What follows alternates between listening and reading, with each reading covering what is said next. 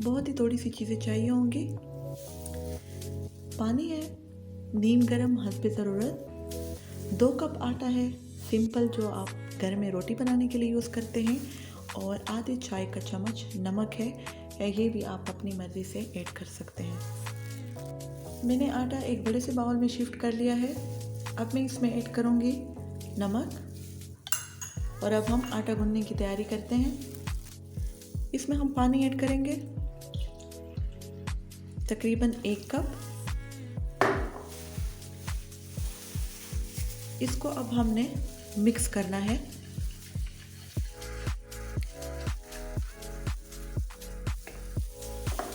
अब मज़ीद 1 कप पानी इसमें ऐड करूँगी।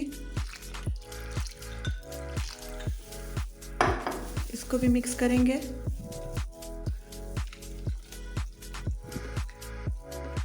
किस तरह आटा हमने गूंदना है, कितनी कंसिस्टेंसी हमें इसकी चाहिए, ये मैं आप लोगों के साथ शेयर करूँगी।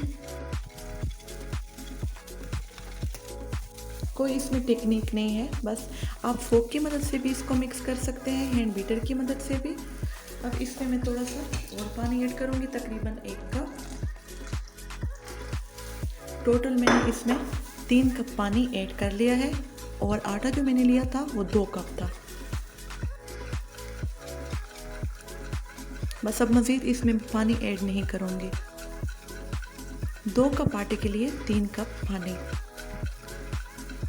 जिस कप से अब मेजर करेंगे आटे को, आपने उसी कप की मदद से पानी ऐड करना है, और जब आप एक्सपर्ट हो जाएंगे फिर आपको मेजर करने की ज़रूरत भी नहीं होगी। ये मिक्स हो चुका है। अब मैं एक स्पून की मदद से इसकी कंसिस्टेंसी आप लोगों के साथ शेयर करती हूँ। ये देखें, ये इसकी कंसिस्टेंसी है। अब हम इसको बनाएंगे। तवे को मैंने गरम कर लिया है, और इसको हल्का से मैंने ऑयल से ग्रीस कर लिया है।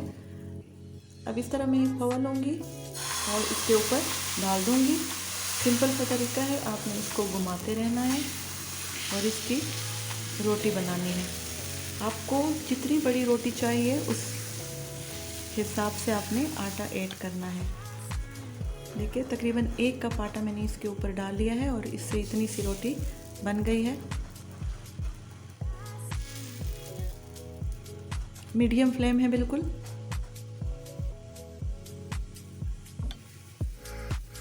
इसको तकरीबन हमने 1 से 1.5 मिनट के लिए इसी साइड पे पकने के लिए रखना है। इसको पलटना बिल्कुल भी नहीं है।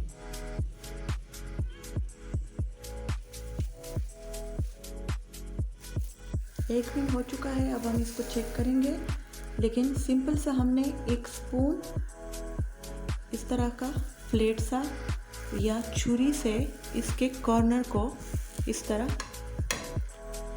उठाना है, फिर हमें अंदाज़ा हो जाएगा कि रोटी पक चुकी है। अब देखिए, ये तवे के साथ बिल्कुल भी चिपकी हुई नहीं है।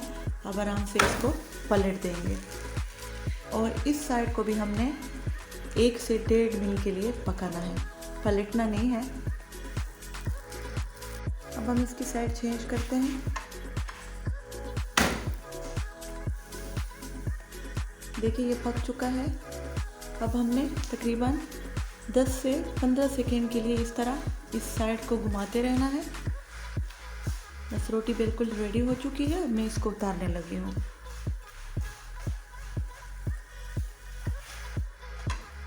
देखें, बहुत ही ज़बरदस्त सी नरम सी रोटी पक चुकी है।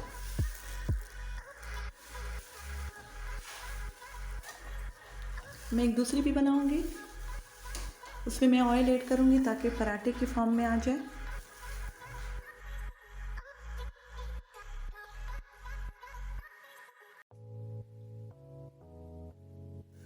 सेम उसी तरह हमने इसके कॉर्नर से इसको उठाना है। देखिए, ये चिपक नहीं रही, इसका मतलब है कि ये पलटने के लिए बिल्कुल तैयार है। लेकिन हमने इसका पराठा बनाना है, तो मैं इसके ऊपर ऑयल ऐड कर लूँगी। ऑयल, मक्खन या घी अपनी मर्ज़ी से आप ऐड कर सकते हैं।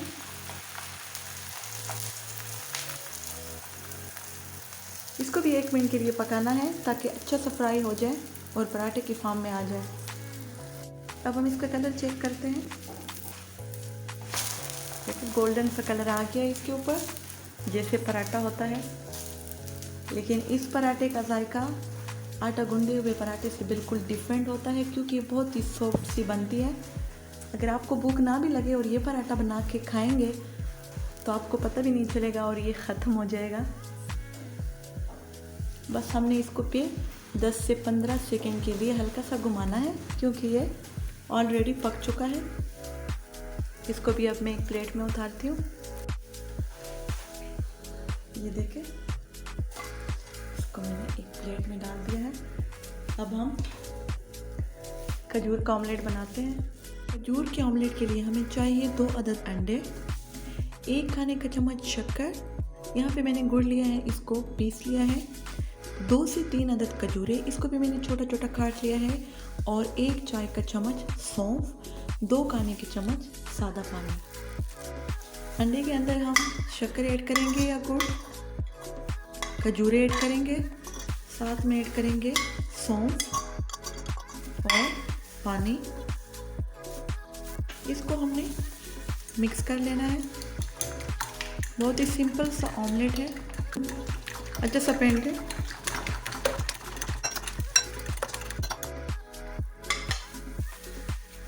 अब हम खजूर का ऑमलेट बनाते हैं। सबसे पहले मैं इसके ऊपर तकरीबन 2 खाने के चम्मच ऑयल ऐड करूँगी, और अब जो हमने एक बैटर सा बनाया था वो इसके ऊपर डाल दूँगी। ठीक है,